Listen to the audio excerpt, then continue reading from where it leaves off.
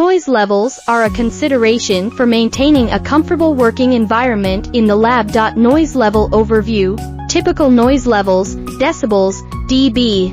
Most micro-high-speed refrigerated centrifuges operate at noise levels between 50 and 60 decibels. Importance. Comparable to a quiet office environment, which is conducive to focused work. Motor design, technology. Advanced motor design and sound insulation contribute to lower noise levels. Importance. Reduces background noise and improves overall lab ambience. Rotor balance. Properly balanced rotors minimize vibration and reduce noise. Importance. Ensures smooth operation and a quieter workspace. Ventilation system, design. Efficient ventilation systems help manage noise levels by reducing fan noise. Importance.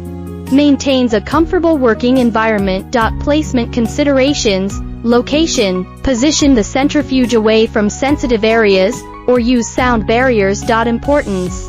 Minimizes disturbance to lab personnel and adjacent workstations.